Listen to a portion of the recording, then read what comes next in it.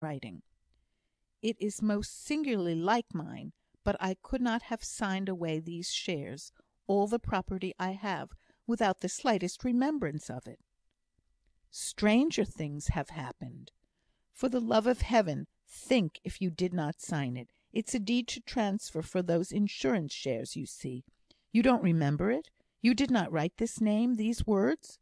He looked at Mr Benson with craving wistfulness for one particular answer. Mr Benson glanced anxiously at Mr Bradshaw, whose manner, gait, and voice were so different from usual that he might well excite attention. But as soon as the latter was aware of this momentary inspection, he changed his tone all at once. "Don't imagine, sir, I wish to force any invention upon you as a remembrance. If you did not write this name, I know who did.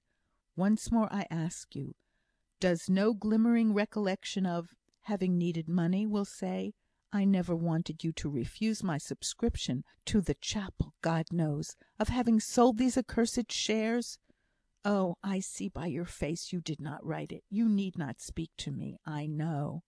He sank down into a chair near him. His whole figure drooped. In a moment he was up, and standing straight as an arrow, confronting Mr Benson, who could find no clue to this stern man's agitation. "You say you did not write these words?" pointing to the signature with an untrembling finger. "I believe you. Richard Bradshaw did write them." "My dear sir, my dear old friend," exclaimed Mr Benson, "you are rushing to a conclusion for which, I am convinced, there is no foundation. There is no reason to suppose that because—" "There is reason, sir. Do not distress yourself. I am perfectly calm." His stony eyes and immovable face did indeed look rigid. "What we have now to do is punish the offence. I have not one standard for myself and those I love (and Mr Benson, I did love him), and another for the rest of the world. If a stranger had forged my name, I should have known it was my duty to prosecute him. You must prosecute Richard." "I will not," said Mr Benson. "You think, perhaps, that I shall feel it acutely. You are mistaken. He is no longer as my son to me. I have always resolved to disown any child of mine who is guilty of sin. I disown Richard. He is as a stranger to me.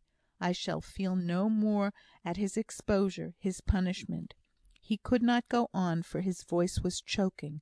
"Of course, you understand that I must feel shame at our connection. It is that is troubling me. That is but consistent with a man who has always prided himself on the integrity of his name.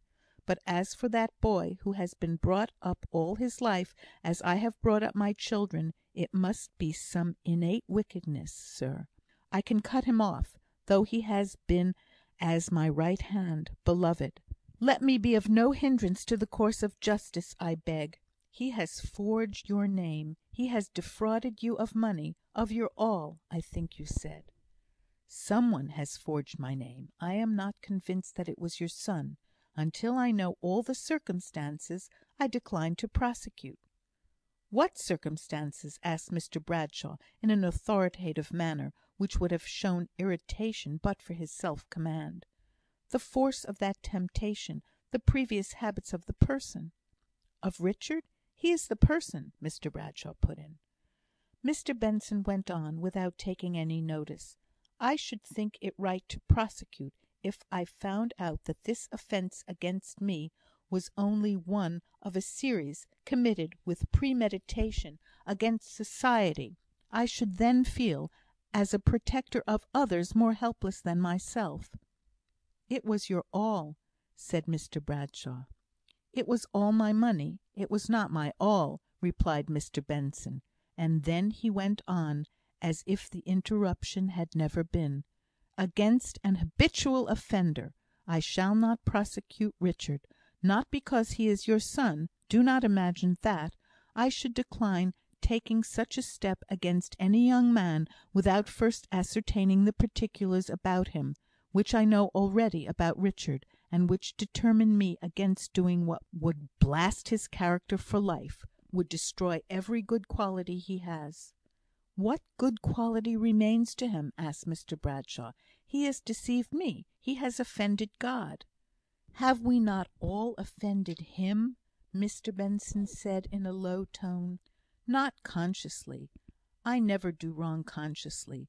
But Richard, the remembrance of the undeceiving letters, the forgery, filled up his heart so completely that he could not speak for a minute or two. Yet, when he saw Mr Benson on the point of saying something, he broke in: "It is of no use talking, sir. You and I cannot agree on these subjects. Once more, I desire you to prosecute that boy, who is no longer a child of mine." "Mr Bradshaw, I shall not prosecute him. I have said it once for all. To-morrow you will be glad that I do not listen to you. I should only do harm by saying more at present."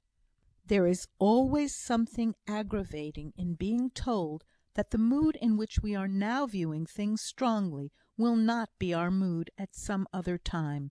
It implies that our present feelings are blinding us, and that some more clear-sighted spectator is able to distinguish our future better than we do ourselves. The most shallow person dislikes to be told that any one can gauge his depth. Mr Bradshaw was not soothed by this last remark of Mr Benson's. He stooped down to take up his hat and be gone. Mr Benson saw his dizzy way of groping, and gave him what he sought for. But he received no word of thanks. Mr Bradshaw went silently towards the door, but just as he got there, he turned round and said: "If there were more people like me, and fewer like you, there would be less evil in the world, sir. It's your sentimentalists that nurse up sin." Although Mr Benson had been very calm during this interview, he had been much shocked by what had been let out respecting Richard's forgery; not by the fact itself so much as by what it was a sign of. Still, he had known the young man from childhood, and had seen and often regretted that his want of moral courage had rendered him peculiarly liable to all the bad effects arising from his father's severe and arbitrary mode of treatment. Dick would never have had pluck enough to be a hardened villain under any circumstances; but unless some good influence, some strength was brought to bear upon him, he might easily sink into the sneaking scoundrel.